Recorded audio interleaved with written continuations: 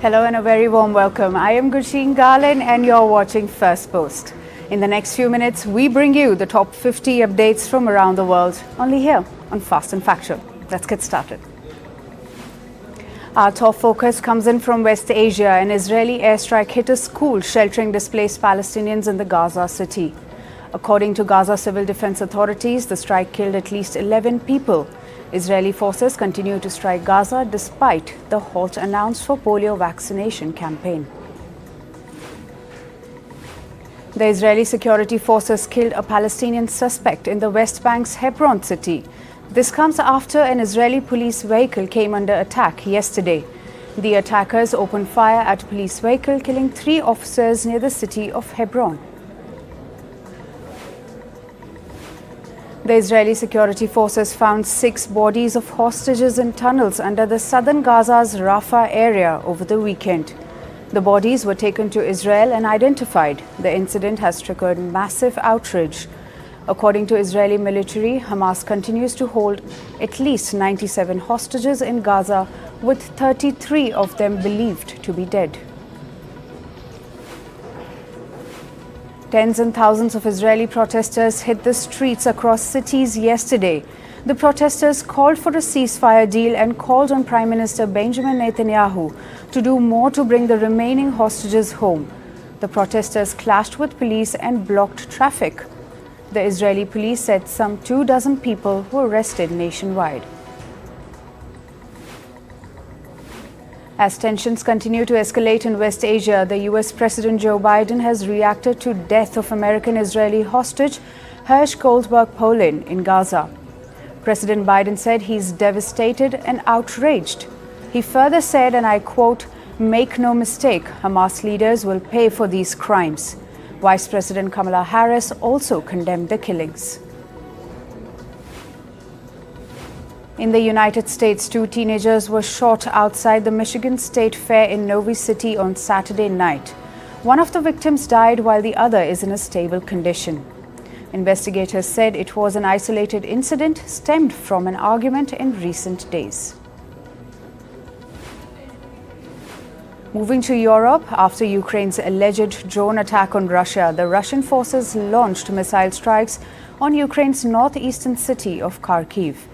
According to Ukrainian President Volodymyr Zelensky, the Russian strikes injured nearly 50 people, and the attack was carried out at a shopping mall and a complex in Kharkiv. A white beluga whale named Vladimir was found dead in Norway. The whale was believed to be a spy for Russia, as it was spotted wearing a harness with an apparent mount for a camera in 2019. The harness had an Equipment St. Petersburg stamp on it. The Norwegian officials believe that the whale was in the captivity of Russians for research before it swam its way into Norway. The far-right German party, or the Alternative for Germany, has won the state election in Thuringia. The results were marked the first victory of far-right party in the state election since the World War II. However, it is unlikely to form a government as the other parties have refused to form a coalition. AfD also emerged second in the German state of Saxony. In India, Prime Minister Narendra Modi is set to visit the Southeast Asian nation of Brunei and Singapore.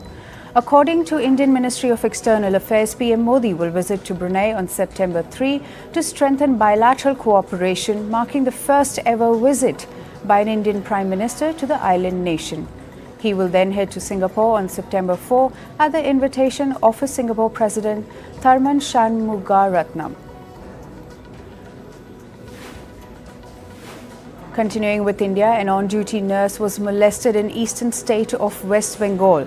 The incident was reported at a government-run health center in Birbhum district. The victim said that the accused, who was an admitted patient, touched her inappropriately and used offensive language towards her. The West Bengal police have arrested the accused. In another shocking incident in the East Indian state of West Bengal, a minor was molested at a hospital in Howrah. The 13-year-old patient was taken for a CT scan, where a lab technician allegedly showed her obscene videos and touched her inappropriately. The police have arrested the accused. Both the incidents follow massive outrage over the Kolkata rape and murder case. In southern Pakistan's Karachi city, a grand mall opening turned into scenes of chaos and mayhem. During the highly anticipated opening event, crowd forcibly entered the venue. The mob then vandalized the property and looted the stores. Bringing you some climate news now. In the Indian states of Andhra Pradesh and Telangana, at least 27 people have died so far due to incessant rain and widespread flooding. Over 17,000 people have so far been evacuated to safety, and amid the severe monsoon weather, around 140 trains have been cancelled and hundreds have been diverted. Meanwhile, according to India Meteorological Department, the country experienced its warmest August since 1901. The average monthly minimum temperature touched 24.29 degrees Celsius. The month also recorded the second highest August rainfall since 2019. In Japan, Typhoon Shanshan was downgraded to a tropical cyclone. Shanshan killed at least 7 people and caused widespread damage. The meteorological agency warned people of landslides, floods and rising water levels in rivers in western Japan and eastern Japan. In the northern Philippines, at least 2 people died after a storm caused heavy rain and flood. Authorities have issued evacuation warning for thousands of people. Schools and offices in the region have also been shut. Residents were seen navigating through waist-level water. In Niger, torrential rain killed at least 15 people and affected over 350,000 people. The extreme weather situation also injured several people and caused heavy damage to their properties. Drinking water and electricity supply were also impacted. Brazil's Amazon rainforest saw over 38,200 fires last month. This is the highest number of fires the region has seen since 2010. The fires spread rapidly due to warm air and dry vegetation. The rainforest has been extremely vulnerable to fires this year, as the rain arrived late and were weaker than usual. In Australia, the southern island of Tasmania has been battered by heavy rain and damaging winds. Tens of thousands of people were without electricity yesterday. The severe weather situation also sparked flood warnings. Officials say the damage caused by the weather is likely to be significant. On to business and tech news now. Indian stock market indices hit record highs for the 5th session in a row today. Sensex climbed over the 82,725 mark, while Nifty touched 25,333 during the opening bell. Both indices rose about 0.3%. The Indian stock market has been rallying amid rising foreign investment and positive global cues. In the United States, over 10,000 hotel workers began a 3-day strike yesterday. The strike comes after contract talks between hotel operators and workers' union failed. Workers are demanding better pay and working conditions. The hotel chains facing protests include Hilton, the Hyatt and Marriott. Australia's REA Group is planning to buy the British property platform Rightmove. REA Group says it wants to transform Rightmove into a multinational digital real estate firm. REA is owned by the Murdoch family, controlled media giant News Corp. Shares of Australian casino firm Star Entertainment have been suspended from the stock exchange. This comes after Star Entertainment failed to submit its financial results by the due date. The results were delayed following a report highlighting severe lapses in Star Entertainment's anti-money laundering and counter-terrorism measures. Millions of American satellite TV subscribers lost access to Disney-owned channels like ESPN and ABC yesterday. This is after satellite TV provider DirecTV failed to reach a new deal with Walt Disney. DirecTV has been asking Disney to change the packages of its offers to consumers. It is pressing the entertainment giant to customize the package as per viewers' choice.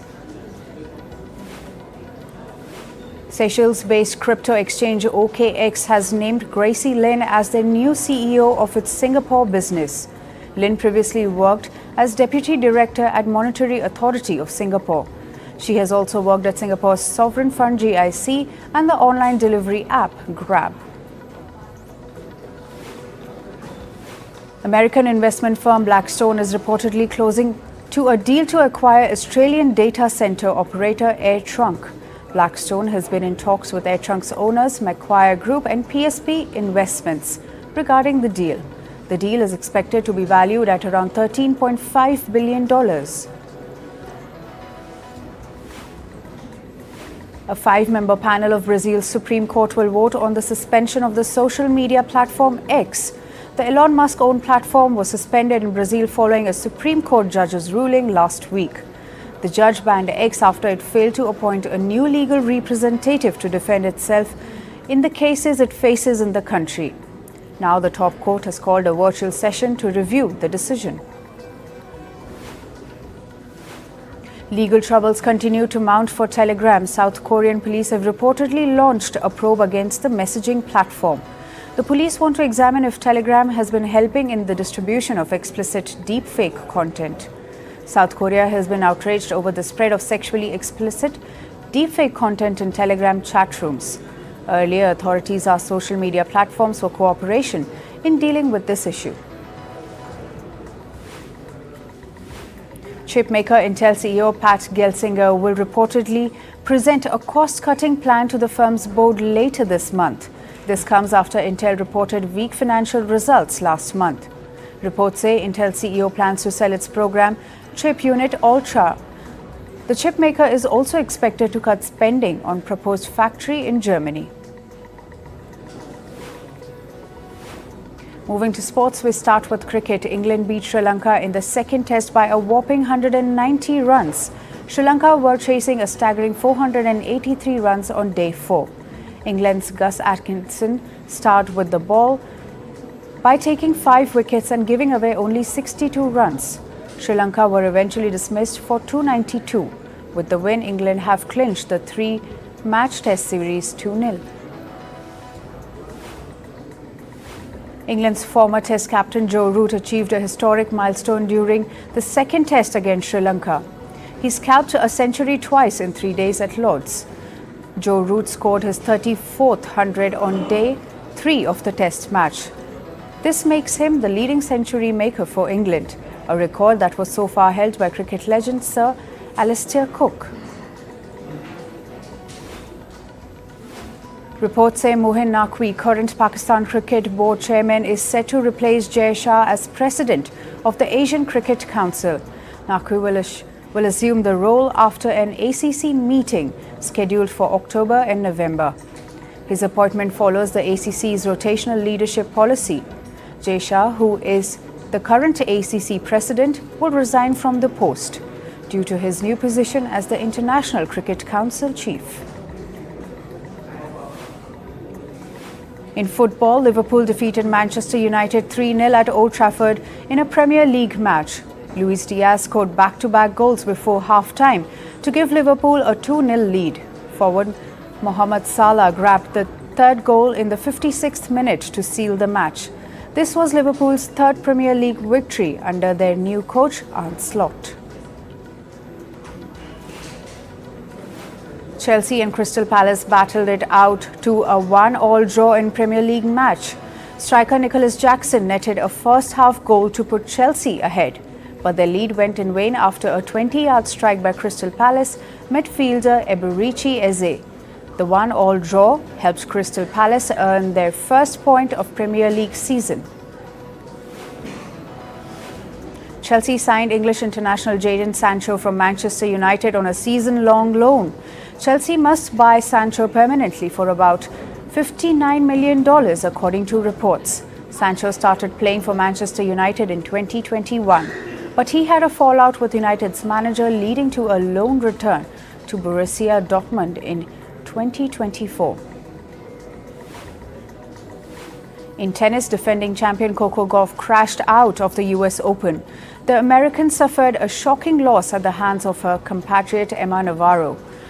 Gauff's exit was mainly due to the 19 double faults she made during the match. The fourth round clash ended 6-3, 4-6, 6-3 in Navarro's favour. In Formula One, Ferrari's Charles Leclerc won the Italian Grand Prix by using a bold one-stop strategy. Most drivers made 2 pit stops, but Ferrari risked a one-stop strategy for Leclerc and Carlos Sainz. The strategy paid off as Leclerc took the lead in latter stages and secured the victory. McLaren's Lando Norris started in the lead but was overtaken by his teammate Oscar Piastri, who led for much of the race. And Mercedes signs rookie Kimi Antonelli to replace Lewis Hamilton in 2025. Hamilton joins Ferrari after the season, ending his Mercedes tenure. Antonelli made a stunning debut with his first practice session at the Italian Grand Prix the day he turned 18. The teenager has had a stellar junior career and will join George Russell at Mercedes. In the Paralympics, 17-year-old Indian archer Sheetal Devi hit a bullseye in the compound archery event. Previously, Sheetal finished second in the ranking round of the women's single compound category. She scored 703 points, surpassing the previous benchmark of 698. However, she couldn't qualify to the knockouts after narrowly losing to her Chilean opponent in the pre-quarterfinals. Now moving to the world of showbiz. According to reports, Donald Trump's biopic will release before the 2024 US presidential election in November. The film, titled The Apprentice, will likely release in October. It was also premiered at the Cannes Film Festival in May this year. Deadpool and Wolverine has earned nearly $600 million in ticket sales in North America. The global tally of the film now stands at $1.25 billion. The Hugh Jackman and Ryan Reynolds star of film was released on the 22nd of July. Singer Adele announced that she is going on a long hiatus at her concert in the German city of Munich. Adele said that she needs to rest now. The singer further added that she has spent the last 7 years building a new life and now she wants to live it. American rapper Megan Thee Stallion and South Korean rapper and singer RM are collaborating on new music. The song is called Never Play. Megan Thee Stallion took to social media and revealed that she has never seen RM rap like this before. The track will release on the 6th of September. American singer and songwriter Camila Cabello has quite a lot in store for her fans. She took to social media and announced that she will be releasing an expanded edition of her latest album, CXOXO.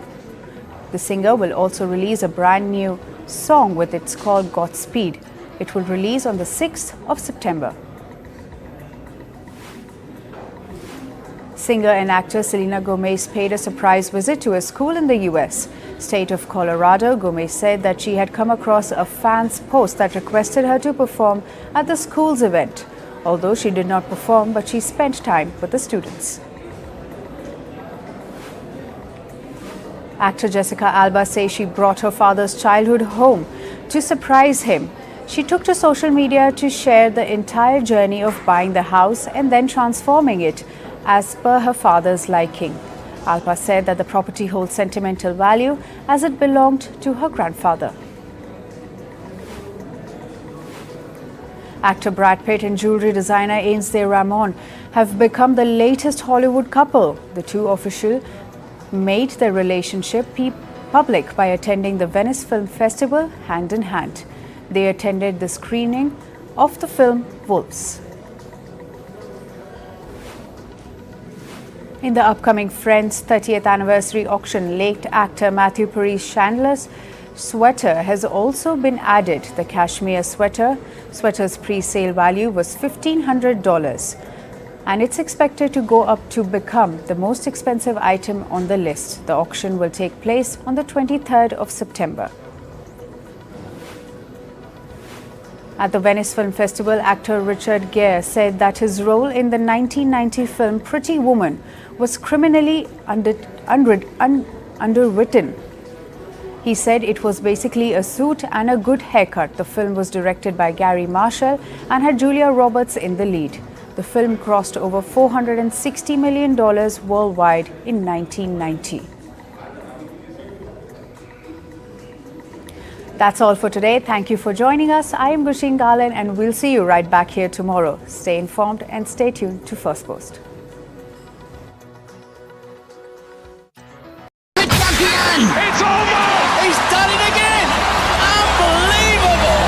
Oh, straight into the roof of the net. Nice one! Straight down the middle. So a good performance from both teams here. Hi and welcome to First Sports. I'm Rupa Ramani. Let's get started.